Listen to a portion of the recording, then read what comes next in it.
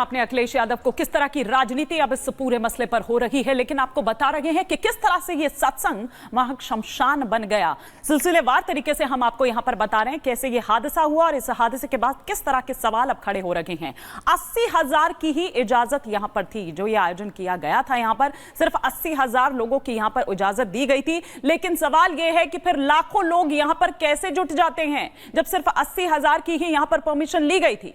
50 बीघा में ये पूरा पंडाल जो बनाया गया था, ये पूरा पंडाल वहां पर बनाया गया था, लेकिन सुरक्षा के इंतजाम उस हिसाब से नहीं थे जिस तरह से होने चाहिए थे। वहीं इस खेत में पंडाल बनाया गया था, एक खेत वहां पर था जहां पर ये पूरा पंडाल बनाया गया था, और बारिश के मौसम में खेत में आखिर पंडाल क्यों बनाया गया, ये भी सवाल यहां पर खड़े हो रहे हैं। तस्वीरें भी लगातार हम आपको दिखा रहे हैं क्योंकि हाथरस पहुंचे हुए हैं मुख्यमंत्री योगी आदित्यनाथ, पीड़ितों से मिल रहे हैं, घायलों से भी मुलाकात वो करेंगे। श्वेता और हमारी सहयोगी सृष्टि पांडे लगातार ग्राउंड जीरो पर इस वक्त मौजूद हैं। और हिमानी, जिला अस्पताल की तस्वीरें इस वक्त हम दिखा रहे हैं। सृष्टि पांडे भी हमारे साथ मौजूद है, जिला अस्पताल में वो वहां पर है। सृष्टि, योगी आदित्यनाथ पहुंचने वाले हैं, वो हाथरस पहुंच चुके हैं और थोड़ी देर में पीड़ितों से भी जानेंगे उनका हाल।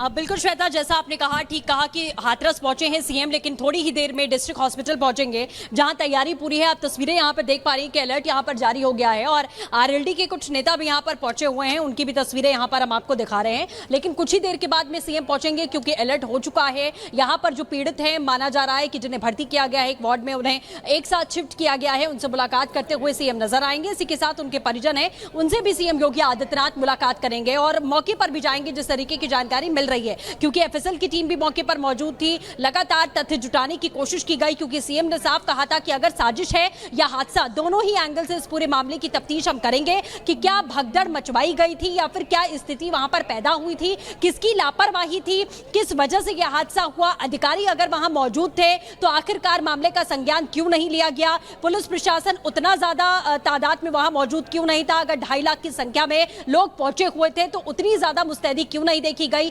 एम्बुलेंस वहां पर पहले से क्यों नहीं मौजूद थी। अगर इतनी संख्या में लोग पहुंचकर किसी एक कार्यक्रम में हिस्सा ले रहे हैं तो जाहिर है नियम के मुताबिक और सुरक्षा के लिहाज से वहां एम्बुलेंस होनी चाहिए थी। एम्बुलेंस पहुंचने में ही वहां 2 घंटे का समय लग गया, लोग एक के ऊपर एक गिरते चले गए और आज हालात ये है कि 120 से ज्यादा लोगों की जान जा चुकी है। तो अब प्रशासन अपनी जो भी तैयारियां कर रहा हो या जांच की बात कर रहा हो, लेकिन जांच होती रहेगी, कमेटी बैठती रहेगी। हकीकत यही है कि 120 से ज्यादा लोग अपनी जान गंवा चुके हैं, जिनमें सबसे ज्यादा संख्या 100 से ज्यादा संख्या महिलाओं की है, छोटे छोटे बच्चों की है जो बाबा का प्रवचन सुनने के लिए आए थे। सबसे बड़ी बात, वो बाबा जो अपने धूल की चरण से लोगों का कल्याण कर रहे थे वो लापता हैं, वो गायब हैं, जिनको ढूंढने की कोशिश की जा रही है, फरार है। सेवादार के खिलाफ एफआईआर हुई है, एफआईआर में बाबा का नाम दर्ज नहीं है। ये सबसे बड़ी बात इस वक्त हम आपको बता रहे हैं कि एफआईआर में बाबा का नाम नहीं है और सिर्फ उसके सेवादार का नाम यहां रखा गया है। पुलिस की टीम आप देख सकते हैं यहां फिर से एक साथ मीटिंग करते हुए नजर आ रहे हैं। तो जो मुस्तैदी अभी